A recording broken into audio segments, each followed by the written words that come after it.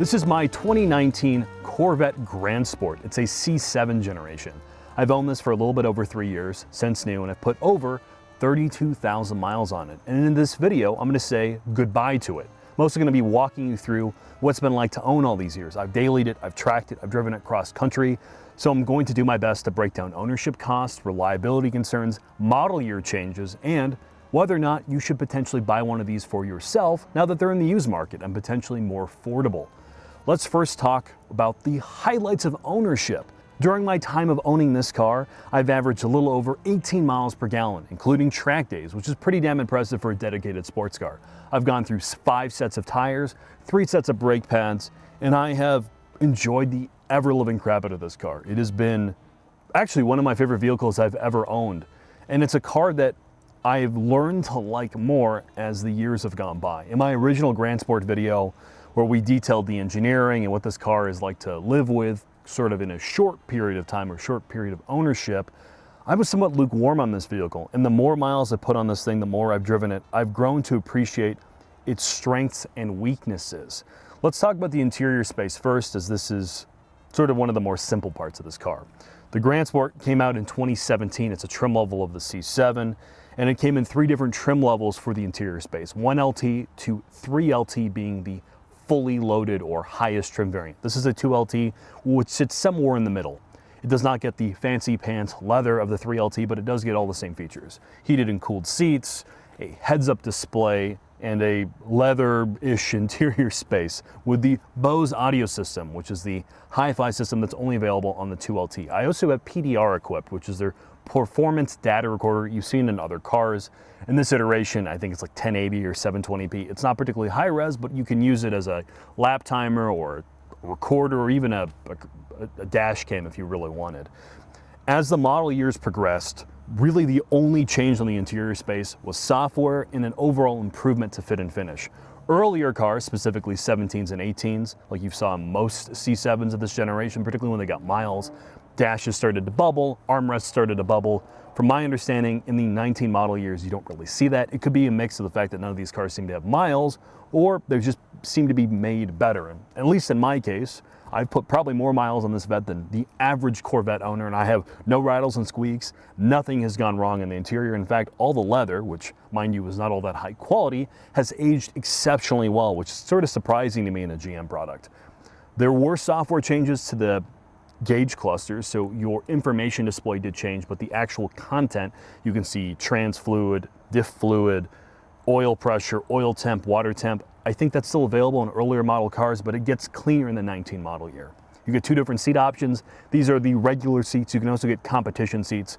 From my understanding, from people who've actually spent a lot of time in those seats, they're not particularly comfortable, but they do allow you to fit a harness through the back. So whether or not you find that to be a useful feature, I'll leave it up to you. The T-top on this car, or sorry, the Targa top does come off, but honestly, after the first year ownership, it never did. It's a pain in the ass to store in the back, and honestly, it's not really worth your time. When you're on longer drives, particularly at higher speeds, or if there's any real wind, the interior of this car buffets like a madman.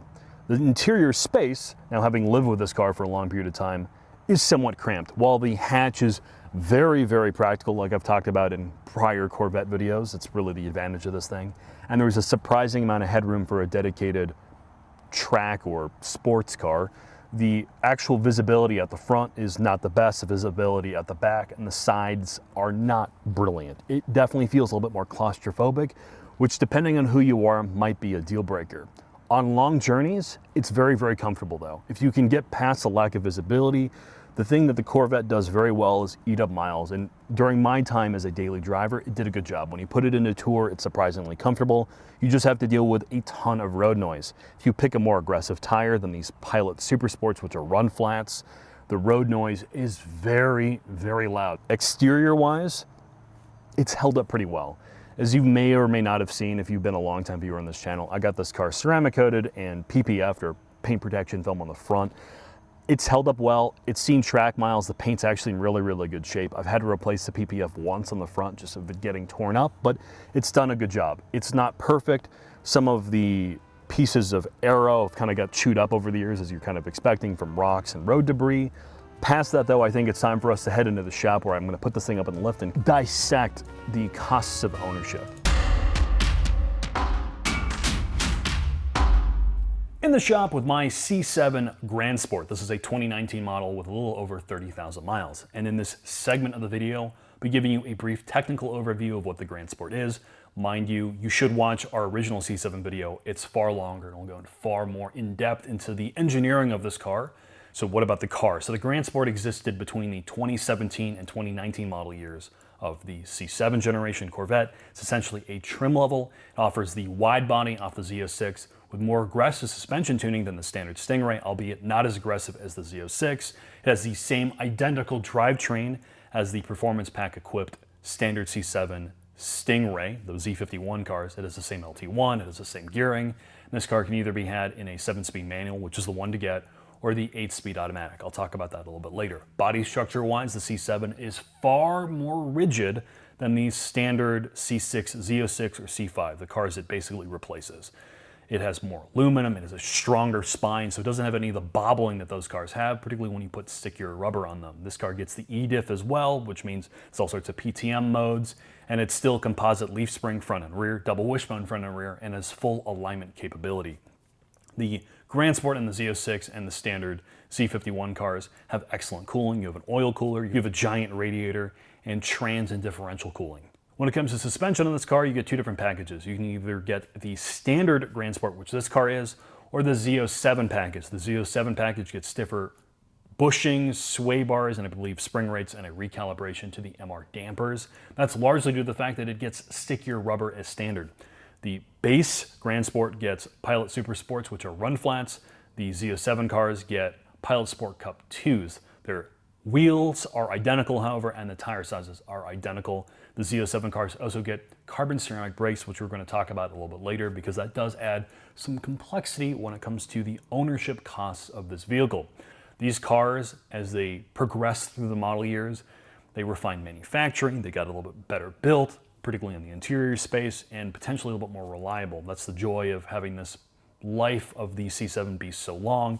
The key difference as well in 19, the MR dampers got recalibrated to get rid of some of the twitchiness of the 18 and 17 model years. For a while, the dealers would potentially reflash your earlier cars, but seeing that this car has been out or been dead now for a while, I don't know if you can still do that, so just keep that in mind. When it comes to reliability, as I mentioned in our original video, there are lots of lines for coolers and all other fun stuff. I, with my 19, have not run into any leaks when it comes to cooling lines. I'm sure down the line, as these cars become 5-10 years old, that might become an issue, so look out for that. The other option as well is just get a car with an extended transferable warranty like this car has, or get one certified pre-owned from a dealership, so that you could skip the main heartache with the leaking. That said, reliability-wise, my ownership has been mostly painless. I had some cracked wheels with the stock wheels initially. They were replaced free of charge. That was a problem. It was all over the internet. And I did have a weepy gearbox for a little bit, which the dealer fixed. It's not a big deal. Past that, the drivetrain has been like faultless. All my oil analysis, and I'm not particularly easy on this car. Mind you, I'm not particularly hard on it as well. I do all my maintenance like you should, and this car hasn't skipped a beat. All right, consumable costs and modifications. That's the last thing I'm going to talk about. So consumable costs, the big ones are things like clutches. They are extraordinarily expensive. This is a transaxle car, so if you have a manual gearbox, essentially you have to drop the rear subframe to do a clutch. It's quite expensive, particularly if a dealer does it, and it's very labor intensive. Tires are expensive on this car. They come as either 275 or 285 front stock and 335 rears, and they're like 20s, which are huge in the stock sizes. I went to a set of Apex wheels, which went down to 18s. They're a little bit more manageable when it comes to tire prices, and more importantly, you have far more tire options.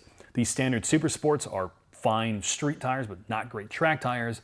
The Sport Cup 2s, by modern standards in 2022, 2023, aren't all that sticky, if I'm gonna be honest. The 200 treadwear options like the Rivals, the Continentals, various other options are far stickier. They're better tires, to be honest, if you're gonna do track use, which is what you should be doing with your Grand Sport. Honestly, if you don't take it to the track, you're missing out on like 80% of the experience of this car. The other consumable item, other than things like the MR dampers, which are expensive to replace, again, please get a warranty or just be prepared to spend $500 to $1,000 a corner, is brakes. The carbon ceramics found in the Z07 package are expensive. They're nowhere as bad as, say, on a Porsche or a BMW. They're about $1,000 a corner, which means before pads, you're looking about $4,000. The joy of the carbon ceramic is, well, they have high thermal capacity and they don't dust, and theoretically they should last longer than the iron or steel rotors. I have steels on this car because they're cheaper to replace, to be entirely honest. The stocks are like $1,000 for the front, $1,000 for the rear. I want 2 gyro discs so I could replace just the rings, so in the future your consumable cost ends up being a little less. The stock brakes on this car, or the iron brakes, which are Brembos, are actually exceptionally good. If you properly pad this car, I've done G-locks or counter space garage pads, and you do the correct fluid, they have a ton of thermal capacity, and that's never an issue when you're on the track. Last thing to bring up is what I did to this car, like modifications and really anything else that went wrong. Well, a lot of the aero panels on this car sort of get torn up as you drive around. Big surprise. When it comes to modifications, I did an AWE X-pipe, which they don't make anymore. It woke up the car a little bit, it makes it sound a little better. I don't think the LT1 is the best sounding, most characterful V8 in the world, but this sort of helped, and it maintains the performance exhaust, which is valved. It doesn't drone, it's great, don't touch it. It's a very nice OEM piece. The other thing is the gearbox. So as I mentioned, you can get this as an 8-speed automatic, which don't unless you are physically unable, either due to a disability or don't know how. You should not be buying this car in an automatic. You should be buying this as a manual. Yes, they're more expensive. Yes, they're harder to find, but it's a better driving experience. That said, I did do the skip, shift, delete. So these cars come standard from GM with software that makes you go to a higher gear if you're low RPM to save the environment, better fuel economy. It's very annoying. It's like a $15 part to delete that. And then I did the MGW short throw shifter. It's not my favorite thing in the world, though it does tighten up the gearbox. This Tremec gearbox, while it is very strong, is not the best feeling to operate. It's not the best manual in the world. The MGW sort of improves that, though shifter effort or shift effort is greatly increased. With that said, I think it's time for us to head to Autobahn Country Club, where I can put this thing on the track with Mark and walk you through some of the nuances of ownership and what I think now that I'm sort of wrapping up my ownership period with this car.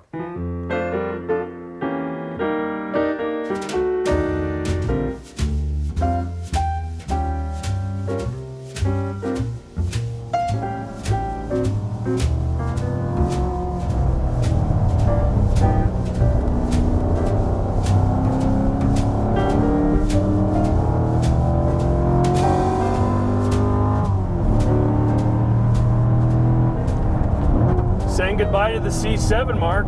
This is how you're doing it? Yeah, with a track day where I blow the first corner because my tires are cold. It's always some excuse. You know, I'm gonna be honest, Mark. This is a car that initially, as many will remember from our original video, I had mixed feelings on, right?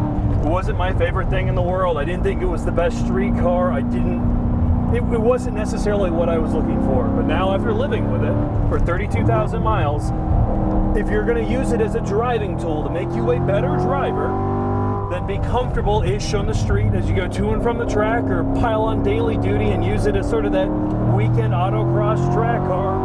I don't think there's a better car on the market for like $50,000 to $70,000, depending on miles and gearbox and all that other fun stuff.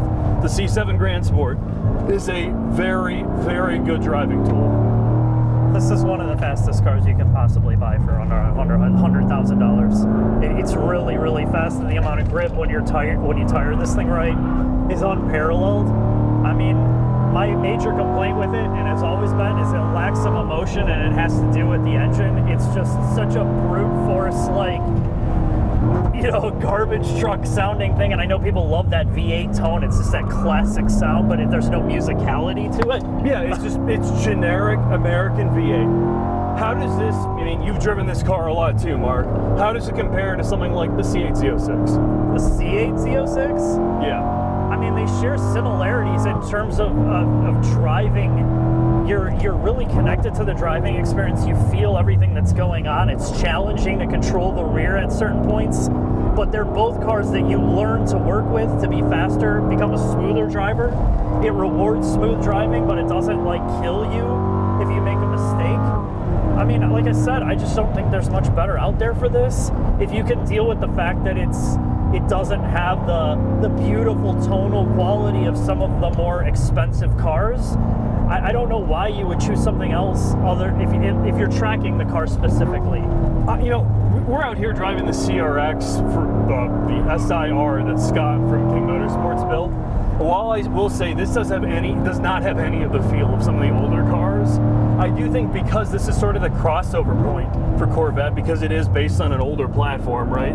There is still some feedback from the chassis and rawness that's gone in some of its more modern cars, like a Supra, for example. Right. Yeah, those cars you feel nothing. This car, it does communicate with you a lot. I mean, the back end specifically, once you have everything off, you realize how perfectly balanced this car is for this generation of car. They absolutely maximized everything they could get out of this, and the Grand Sport is like the pinnacle version of the C7 or all of these Corvettes. Yeah, Aaron Link, when we talked to him during the C8 Z06 video, even said that the Grand Sport of this generation is his favorite C7 and arguably the best driving. And being out here doing this, being really comfortable with the car, you can run a low 130s all day long on South at Autobahn, which is really, really moving. And you don't have to worry about this car. It has been bulletproof reliable, naturally aspirated, it has the cooling. If you're running the right oil and doing the right things, you can beat the fuck out of this thing. And it's a pure driver's car, as much as a Corvette's ever been and ever will be. And even in more cases than the new C8, just because you get the manual option, you still feel like you're part of driving this car a little bit more. And if you aren't the greatest manual driver, the car will work with you with rev match. So Mark, with that, I'm going to send it off with a lap, and I'll get in sort of my wrap-up thoughts as I'm getting ready to get rid of this car and say goodbye. All right, Jack.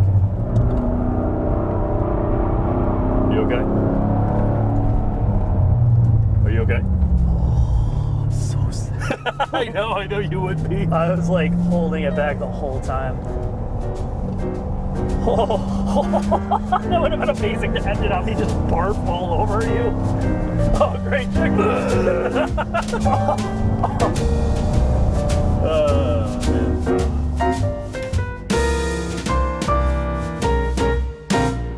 Final thoughts on my C7 Grand Sport. As I get rid of this to make way for my upcoming C8 Z06 purchase, I'm left feeling a little bittersweet. While I have definitely gotten my money's worth out of this car, when I first bought it, I wasn't totally in love, as I kind of mentioned in the beginning of this video.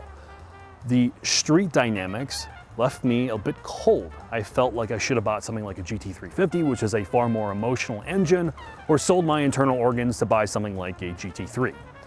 But as I learned to appreciate what this car does well, I've come to really, really enjoy it and appreciate its capabilities. As a street car, due to its long gearing, its extremely high limits, and the lack of sort of drama, it's not the most exciting thing in the world. The gears are really, really long, so by the time you wind out this car, particularly in third gear, you're well exceeding the speed limit, basically in go to jail territory. The limits of grip are so high, and the fact that there isn't a ton of feedback from the chassis, again, to make it a bit more comfortable, you don't necessarily feel a whole lot. It's not the most exciting car in the world. That said, it's a good daily.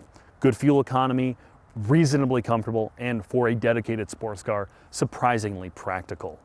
But to really enjoy this vehicle, as I found out, you have to track it and appreciate what it does well. It costs less than a quarter of what a new GT3 does. And it's, while not as capable, it's pretty damn close. It's about as capable as a 991.2 GT3, particularly when you go up to larger front and rear tires, or at least stickier front and rear tires. The car speaks to you in a way that some of the more modern vehicles, like the C8 Z06, does not. It has some of that old car character, because the C5, C6, and C7 are all basically derivatives of one another. The steering gives you a little bit more feedback. The chassis is more willing to bite you. So it's a vehicle that you have to grow with and drive hard to get the most out of. And that's something I really, really appreciate about this car, not to mention the fact that it has a manual gearbox. it's not the most inexpensive car to run, and it's not necessarily going to be the most easy car to work on. Dealership support, while there are some good ones, definitely there are some bad Chevy dealerships. It's complicated, a lot of coolers. You have to deal with cracking wheels. Since I started this video, one of my right rear wheels cracked and was replaced. It was like $1,000. Thankfully, I did have that wheel and tire protection plans, but you know, there are complications to do with the C7, and they're not the cheapest thing in the world. Today, as I'm in the market selling one of these things, 19 Grand Sports with manuals are exceedingly expensive, well over $60,000, which, does make this a more expensive vehicle. But if you are in the market for something like an M4, a new C8, a Porsche product, and you are going to track a car or autocross it, I highly suggest looking at a C7. It's a car that I've really, really appreciated, and it's a car that I've enjoyed my tenureship with. But with that, thanks for watching. I hope to see you soon.